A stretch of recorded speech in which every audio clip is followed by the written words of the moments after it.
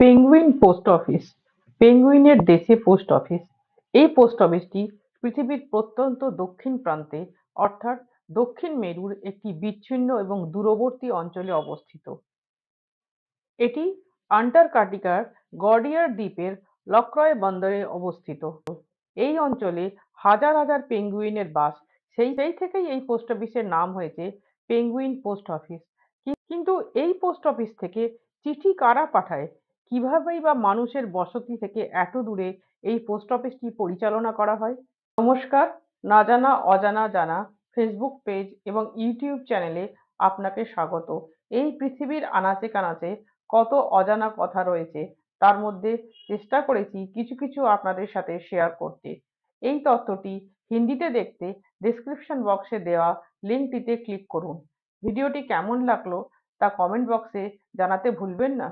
এই অঞ্চলটি British Antarctic টেরিটরির একটি অংশ। কোনো এক সময় এখানে একটি রিসার্চ স্টেশন ছিল। পরে এই জায়গাটি পোস্ট অফিসে রূপান্তরিত হয়েছে।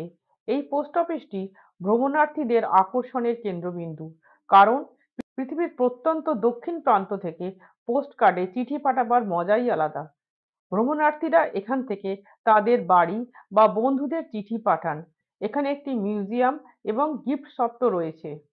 লক্রয় বন্দরের ঐতিহাসিক গুরুত্বও রয়েছে, কারণ আন্টার্কটিকার এই অঞ্চলে প্রথম ব্রিটিশ সায়েন্টিফিক সেন্টার প্রতিষ্ঠিত হয়।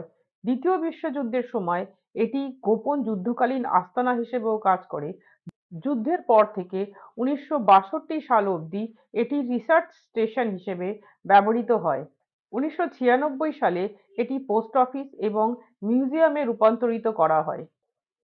বছরের শুধু নভেম্বর থেকে মার্চ বা দক্ষিণ গোলার্ধের গ্রীষ্মকালীন সময়ে এই পোস্ট অফিসটি খোলা থাকে। প্রতি বছর এই পোস্ট অফিসটির দায়িত্ব নেওয়ার এবং চালানোর জন্য একটি দল নির্বাচন করা হয়। পেঙ্গুইন গণনা করাও তাদের কাজের মধ্যে পড়ে। কিন্তু এই নির্বাচন প্রক্রিয়া এত সহজ হয় না। কয়েক হাজার আবেদনকারীর মধ্যে মাত্র কয়েকজনকে নির্বাচন করা হয়। তাদের এই কয়েক মাসের জীবন একদমই আরামদায়ক হয় না। এই 5 মাস তাদের থাকতে হয় এমন জায়গায় যেখানে জলের তেমন কোনো ব্যবস্থা নেই। একটাই বাথরুম সবাইকে ব্যবহার করতে হয়। এখানে কোনো ইন্টারনেট পরিষেবা থাকে না। তাদের অবসর সময়ও খুব কম হয়। 2 সপ্তাহ অন্তর একদিন ছুটি পায় তারা। সেখানে তাদের প্রধানত প্যাকেটজাত বা শুকনো খাবার খেতে হয়। একমাত্র ভ্রমণার্থীদের জাহাজে গিয়ে রান্না করা খাবার খেতে পারেন তারা। এই জাহাজগুলিতেই তাদের স্নান করারও সুযোগ দেওয়া হয়। এই কয় মাস তাদের জীবনযাপন এক খুবই কষ্টকর অভিজ্ঞতা।